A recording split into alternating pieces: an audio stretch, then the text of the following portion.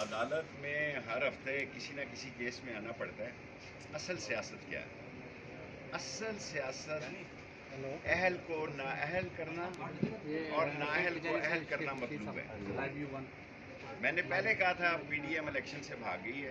جن الیکشنوں میں جن حلقوں میں سیلاب نہیں تھا وہاں بھی الیکشن جو ہیں وہ ملتوی کر دیے گئے ہیں. وہاں بھی جو انتخابات ہیں وہ ملتوی کر دیے گئے ہیں. اور اگر لوگ یہ سمجھتے ہیں کہ طاقت کے ذریعے آواز کو دبایا جا سکتا ہے. کل ساری مارکیٹیں بھی بند تھیں اور میں چیف جسٹس صاحب اطہر من اللہ صاحب سے درخواست کرنا چاہتا ہوں کہ تاریخ لکھی جا رہی ہے. عدالتوں میں مزید لوگوں کو ہمیں آنے کی اجازت ملنی چاہیے اور یہ ساری مارکیٹیں بند کر دیتے ہیں. اور اگر کوئی یہ سمجھ رہا ہے کہ عمران خان کے بغیر انتخابات ہو سکتے ہیں تو انہیں 77 کی تاریخ نہیں بھولنی چاہیے. کوئی آدمی پولنگ اسٹیشنوں کی طرف نہیں جائے.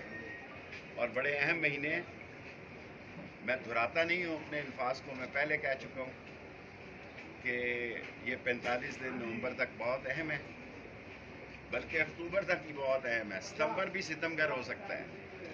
اور جو لوڈ شیڈنگ اتنی بڑھ گئی ہے اس کے باوجود لوگ بل نہیں دے سک رہے، اور اگر یہ پوری بجلی آ گئی تو قیامت آ جائے گی. سو یہ نااہل ہیں، نالائق ہیں، نکمے ہیں، نکٹو ہیں، بے بس ہیں. کوئی ان کے پاس اختیار نہیں، صرف سیلاب کھیل رہے ہیں.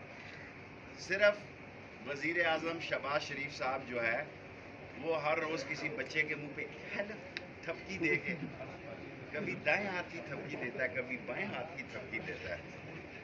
اور بلاول صاحب کو تو توفیق ہی نہیں ہوئی کہ ابھی دفتر جا سکیں. اور مولانا فضل الرحمان صاحب کا چہرہ بتا رہا ہے کہ یہ سیلاب کا پانی کہاں تک چڑھ گیا ہے، اور یہ پانی اتنا چڑھ گیا ہے کہ سب لوگوں کو ڈبو دے گا. دعا کریں کہ اس سیلاب کے پانی میں جہاں غریب ڈوبا ہے کہیں ملک بھی نہ ڈوب جائے. شیخ صاحب یہ بتائیے گا کہ عمران خان پر فرض جرم عائد ہونے جا رہی ہے، کیا لیگل ٹیم کی کمزوری تھی کہ وہ عدالت کو دیکھیں لیگل ٹیم جو ہے عمران خان صاحب کی ہے، انتظار صاحب بھی، اور یہ میرے ساتھ ہی کھڑے ہیں بھٹا صاحب بھی، اور وہ بہتر فیصلہ کر سکتے ہیں. کسی شخص کو نااہل کر کے جیل بھیج کے کبھی سیاست ختم نہیں ہوتی. ہم آپ کے سامنے ہیں، ہم 7 سال قید ہوئے، لیکن ہماری سیاست